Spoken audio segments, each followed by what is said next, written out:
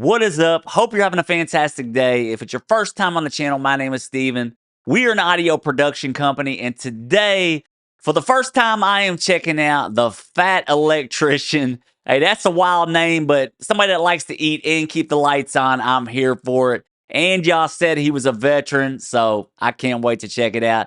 Apparently, he tells like history lessons or something. I don't know. We're going to dig into it and have some fun. We are looking at America obliterates half of Iran's navy in 8 hours. Operation Praying Mantis. It's a long one, but I'm ready to have some fun. All right, guys, a couple ways you can support the channel. The main way is to become a channel member right here on YouTube. Now, this gives you access to members-only videos and other exclusive perks. As of now, I have over 100 members-only videos, and I add to that periodically. Or if you dig what I'm doing, you can head on over to Buy Me a Coffee for a one-time donation. But like I tell you every video, no expectations, no obligations, and it's always appreciated. I just appreciate you guys showing up and showing out. Shout out to the channel members. You guys are absolutely amazing and allow me to continue to do this, so thank you so much. Hey, I don't know what we're in for today, but if we're going to learn something and have some fun, I'm here for it. All right, y'all, without further ado, let's get into it.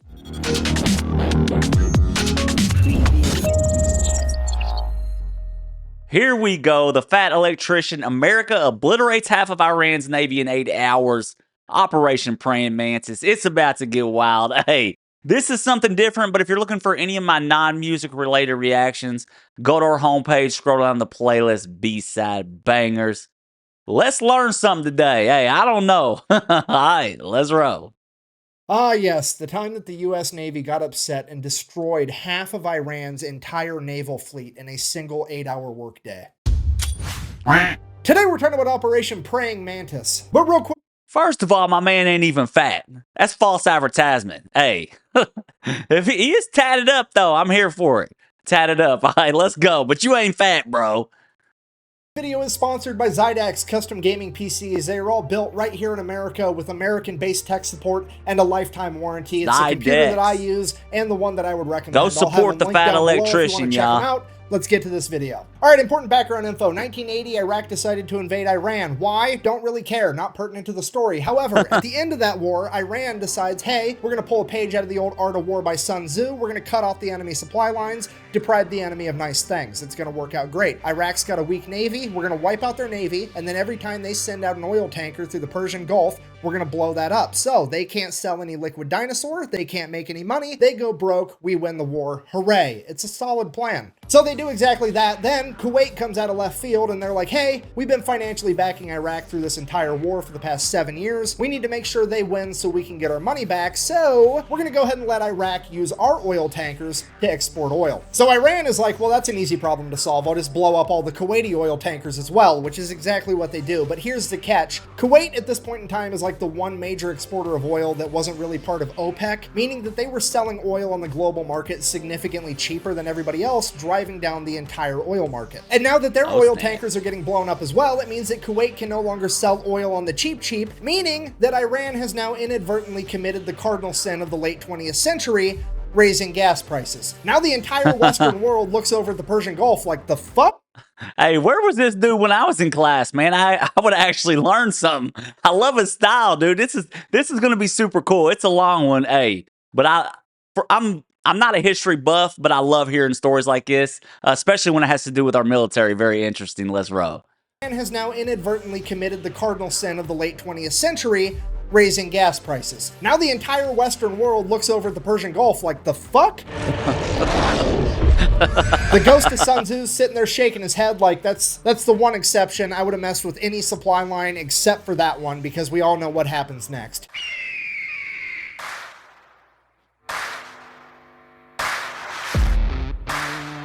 Yeah, America then proceeds to assemble the largest naval convoy operation since World War II, send them into the Persian Gulf to protect Kuwaiti oil tankers. It is at this moment that Iran should have been like, well, that's unfortunate, time to figure out plan B, because this obviously is not going to work out. However, they decide that they're going to double down. What they're going to do is they're going to take a bunch of magnetic underwater mines, and they're just going to spread them out all over the Persian Gulf in international waters, and that's not going to have any consequences.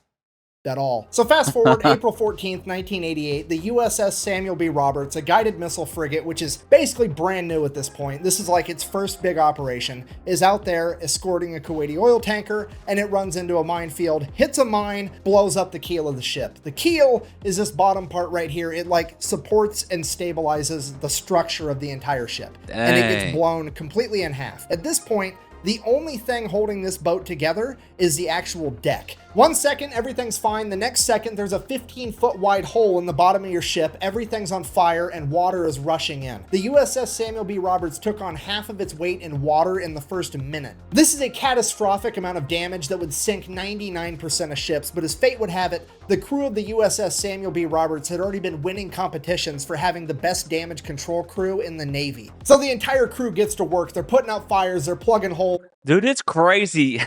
He's a great storyteller, man. Hey, this is some cool stuff, man. My pops was in the Navy, and he's always explaining a lot of these naval stories to me, man.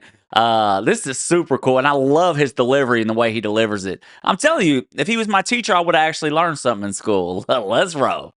But as fate would have it, the crew of the USS Samuel B. Roberts had already been winning competitions for having the best damage control crew in the Navy. So the entire crew gets to work. They're putting out fires, they're plugging holes. They're literally cinching the hull together with steel cables trying to stabilize it because the only thing holding it together is a deck at this point. Over the course of the next 5 hours, the entire crew fights their ass off and somehow manages to get the situation under control and limp the ship all the way back to Dubai where they can get it to a port. And the most incredible part of all of it, not a single American was killed. Only 10 men were injured during the fire and the initial explosion. Some heroes. So Let's the crew go. survived. The boat's basically completely destroyed. Then America sends in an underwater crew, figure out what happened. They find the remnants of the mine. They check out the other mines. Yep, they're Iranian. At this point, now somebody has to inform the president because this is a big deal. And the president at this point in time is, let me check my notes, fucking Ronald Reagan. I'm from the government and I'm here to help. So they go ahead and they brief Ronald Reagan on everything that happened. He's I don't know nothing about Ronald Reagan. I really don't. But the line, I'm from the government and I'm here to help. You never want to hear that because the government, hey, the less the government's involved in my business, the happier I am. At this point, now somebody has to inform the president because this is a big deal. And the president at this point in time is, let me check my notes, fucking Ronald Reagan. I'm from the government and I'm here to help. So they go ahead and they brief Ronald Reagan on everything that happened. He's super happy that everybody survived. And he's like, okay, well, here's what we're going to do. We're going to issue a proportional response. And what the U.S. Navy heard was awesome. All right, so here's the plan. Iran currently has 3 oil rigs in the Persian Gulf that are not being used for drilling oil, but as military bases for their naval operations. So the U.S. Navy is going to go ahead and take out all 3 of those. Now, I don't really know what the guided missile frigate to oil rig exchange ratio is, but we're going to go ahead and err on the side of caution and say that it's not quite proportional enough yet. So Iran also really only has like 2 modern naval vessels. That's the Iranian frigate Sahand and the Iranian frigate Sabatland. They're going to go ahead and take out at least one of those, maybe both. We'll see how What the heck is frigate? they want to get. And then by the time they get all that done, that should be a nice 8-hour workday. It'll be time to clock out and go get some ice cream. So in order to get all this done by quitting time, they're going to go ahead and establish 3 different surface attack groups. Each group is going to have 2 destroyers and 1 bonus ship. That bonus ship is either going to be an amphibious landing ship or a frigate. Either way, they're all going to be identified as Bravo, Charlie, and Delta. Bravo group is tasked with taking out 2 oil rigs. Charlie group is tasked with taking out the 1 remaining oil rig. And Delta's mission is to go hunt down those 2 frigates and take them out. And then just for insurance purposes, we're also going to have the USS Enterprise parked right outside the Persian Gulf to provide air support, you know, in case we need it. So April 18th, 1988, 4 days after the mining of the USS Samuel B. Roberts, Operation Praying Mantis goes into full swing, and Bravo Group shows up at their oil rig first. At which point they radio over to the oil rig and inform them that they will be blowing it up in 5 minutes and that they should all leave. So a bunch of people start leaving. They hop in tugboats and take off. Bravo Group, seeing that they're making an honest effort to actually evacuate, agrees to give them 15 more minutes. So fast forward 20 minutes later, they send out another radio message, hey, time's up. They then fire the 5-inch guns right over the top of the oil rig with the rounds set to airburst, hopefully scaring off any stragglers. And it is at this point that some Iranian military member decides that he is going to audition to be the main character of this story because he hops on a 23mm anti-aircraft gun and opens fire on Bravo Group. And without skipping a beat, one of the 5-inch guns on one of the destroyers just goes, nyeh, boof, and just fucking direct hit smokes this dude. Barely touches the rest of the oil rig. This guy, definitely not the main character, but the silver lining, he at least made it into the credits as Baloney Miss Cloud #1. Now, obviously, I'm paraphrasing here, but at this point, Bravo Group radios over to the oil rig one last time, something along the lines of, hey, does anybody else need to find out what it's like to chew 5 gum? Or you fuckers ready to quit? The oil rig finally radios back and is like, yeah, please cease fire. We're gonna leave. So all the Iranian military members leave. Bravo Group decides to open up on it for a little bit with the 5-inch guns before sending over a couple of Hueys full of Marines. The Marines hop out, place some demo charges, hop back on the helicopters, take off. The entire oil rig blows up, and already things are getting more proportional. Proportional. Hey, dude, this dude is a beast, man. Shout out to the Fat Electrician. I love his style. I'm going to link this original video in my video description. Y'all go check him out. Not that he needs my promotion. I think he's got like 1 million something followers. Shout out to all the veterans out there, man. I love hearing this. It's crazy to me just how well oiled. It's like organized chaos, it seems like the military is at times. But those men and women that put their life on the line for this beautiful country, man. Shout out to y'all. Thank you so much, dude. I love this story, man. I love the way he delivers it. So cool. While that was happening, Charlie Group made it to their first oil rig as well, and pretty much the exact same thing played out. The only differences were Charlie Group didn't have Marines to place the demo charges, they had Navy SEALs, and when the Iranians opened up with the 23mm anti-aircraft guns, they just decided to keep firing 5-inch shells at the oil platform until it burst into flames and burnt the entire thing to the ground. At which point, the commander of the destroyer kind of looks over at the Navy SEALs and is like, sorry, I guess you guys get to sit this one out. Oh, mission got canceled? Good. And while all that's going down, Bravo Group's Jocko already making their way over to the third oil rig, at which point they pick up something on radar, and it's definitely another enemy ship headed right towards them. And at this point, you have to remember, this is the late 1980s. None of the American sailors have seen naval warfare on this scale. The pucker factor is on. They are getting harpoon missiles ready, and they are about to get in like one of the biggest naval fights since World War II. At which point, whoever's in charge of Bravo Group decides to take a deep breath, and they're like, okay, let's send up a helicopter real quick just to verify that it's actually an enemy ship. So the helicopter goes up, radios back to Bravo Group. It's definitely a warship, but it's a Soviet destroyer. At which point everybody's like, what? What is happening right now? So they radio over to this Russian destroyer and they're like, what are your intentions? And the Russian commander radios back in broken English. I swear to God, this is a real quote.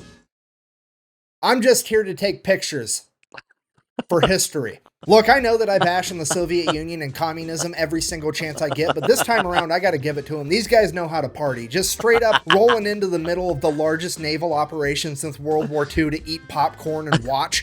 It's incredible. At this point, Iran finally figures out that there's something going on, but they don't really know what, so they just begin attacking any ship they can find, and the first ship they found was a civilian cargo ship called the Willie Tide, that they begin attacking with Boghammer-style speedboats. So the Willie Tide radios for help, the USS Enterprise responds by sending up a bunch of A6 intruders as well as F-14 Tomcats. The A6 intruders show up, start dropping cluster bombs. They end up hitting one of the speedboats and scattering the rest. The civilian cargo ship is saved. Hooray! Cutting back to Charlie Group, now there's an Iranian fast attack ship coming right at them. So they radio over like, hey, yeah, we're kind of going around blowing up all your stuff, but also we've got a very specific list. You're not on it, so how about you just go away and we'll forget we saw you. The Iranian fast attack ship messages back, sounds good, we'll do that. And then they just keep driving right towards them. And then this Iranian fast attack ship gets within like 15 miles of Charlie Group, which is like point blank range for a naval battle. Charlie Group radios again, dude, what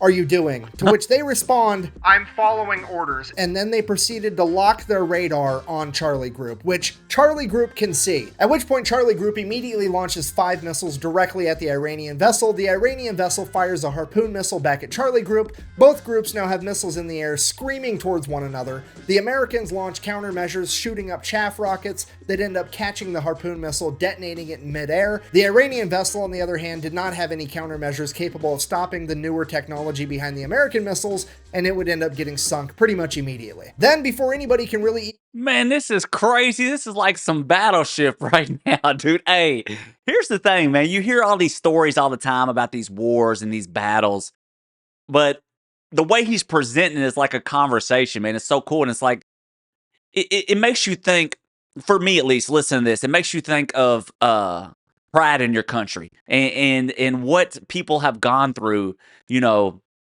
to have the freedoms that we celebrate today, man. Whether it's the Navy, Marines, Air Force, Army, whatever, it's like to hear these stories. It's like these are real people doing real things, like heroes, doing something bigger than themselves, man. This is wild, dude. Hey, I'm locked in. Fully digest what just happened, radar picks up 3 Iranian F-4s screaming towards Charlie Group. Charlie Group then turns, fires a bunch of surface-to-air missiles at the F-4s. The F-4s see them coming. They're like, oh shit. They pop a U-turn and try to outrun them. F-4s, while they are extremely fast, can't outrun missiles, so one of the missiles ends up blowing a wing off one of the F-4s. Now America has taken out an entire naval vessel and an F-4 that they did not plan on taking out, and it's throwing off all of our proportions. And because of that, American leadership orders Bravo Group to stand down. We're not going to go take out that third oil rig. And right as soon as that order gets given out, Delta Group chimes in, is like, hey, we found that frigate we were looking for. So now nobody knows what to do, because on one hand, things are already getting out of control, but on the other hand, we really want to take out these frigates. So American leadership decides, well, we might not even have to make a hard decision. Maybe that's not even the frigate and the radar's wrong. Why don't you go ahead and send a couple A6 intruders over, do a flyby. They can verify that it's actually this new modern frigate, and if it is, we'll make a decision from there. Or so they thought, because the A6 pilots are about to decide that they are, in fact, the main characters of this story. Oh boy. You see, the USS Enterprise and its aircraft aren't really supposed to be doing a whole lot. They're more or less just there for insurance. In fact, they're only allowed to engage the enemy under one of 2 conditions. One, the President of the United States signs off on it, which is actually what happened with the speedboats earlier. Wow. Or 2, they get fired upon first. So they got told to go fly by this boat to verify that it is in fact the new modern frigate, but they didn't get told how to fly by the boat, so they drop down 50 feet above the water and just gun it, and they buzz the entire ship. So the ship opens fire with this... Dude, these pilots, I mean, obviously I don't know much, but I've seen these air shows, and y'all are probably gonna be like, this dude's seen some air shows, but I mean, the what they do in the air is absolutely insane, man, and how close they can get and the maneuvers they can make.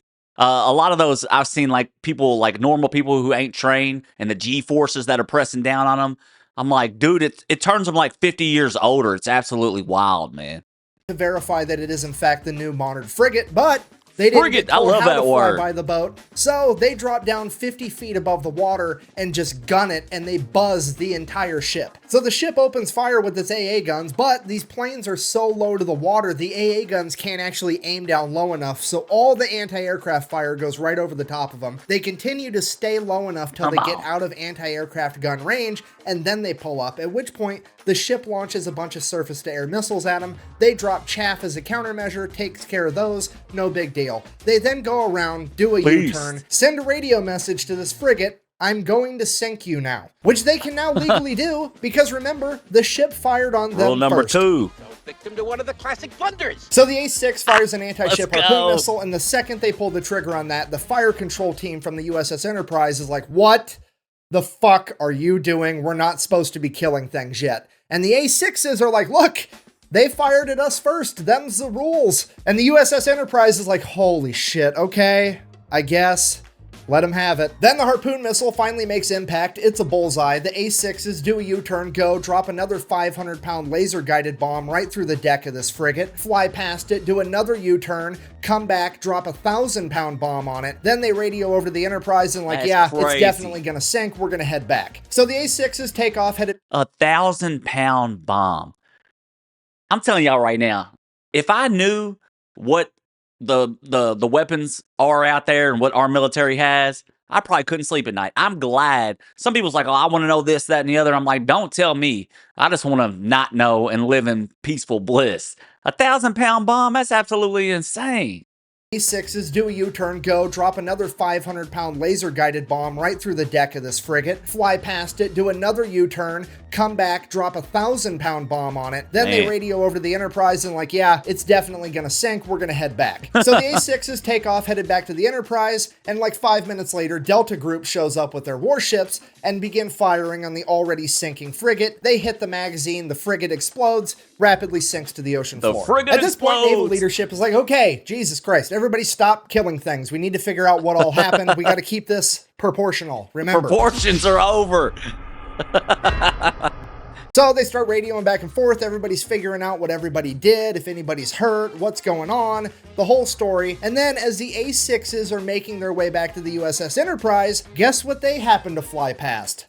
The other modern frigate. So now the entire US Navy's looking at this last frigate like SpongeBob looking at a jug of water. I don't need it. At this point, I need it. But also, like, hey, at this point, I mean, you're already in too deep. It's like chaos has already erupted. It's like, well, whoops. frigate. So now the entire US Navy's looking at this last frigate like SpongeBob looking at a jug of water. I don't need it. I don't need it. SpongeBob.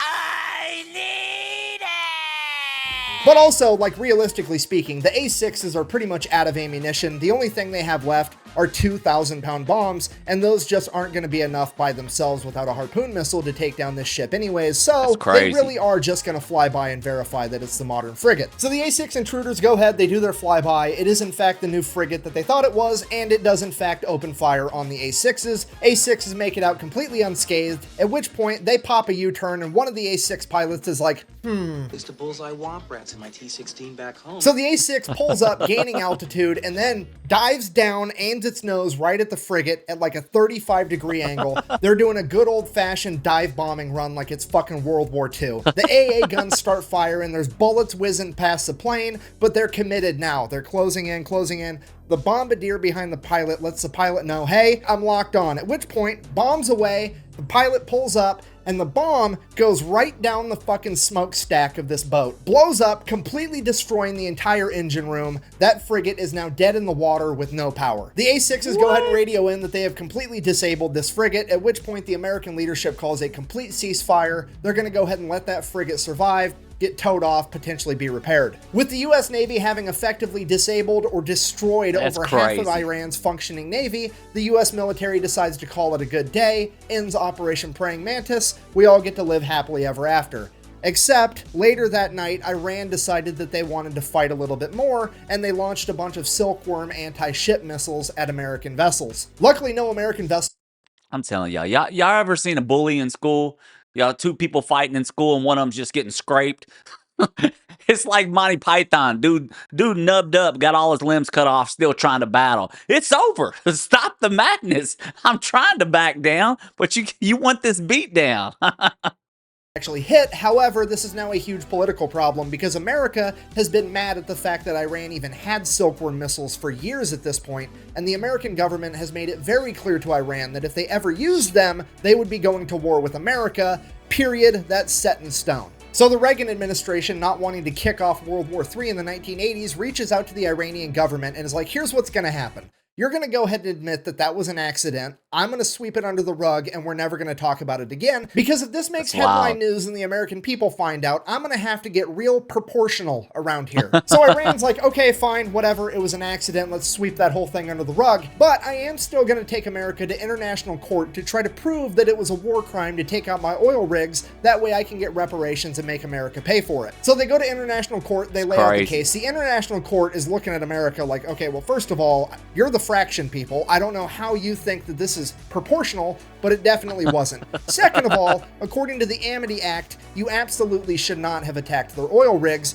This is probably a war crime. At which point the representative for America is like, well, actually, if you read the Amity Treaty between Iran and the United States, it only talks about ships and boats. It don't say shit about oil rigs, meaning I wasn't obligated to not attack those oil rigs. At which point the court is like, hold on.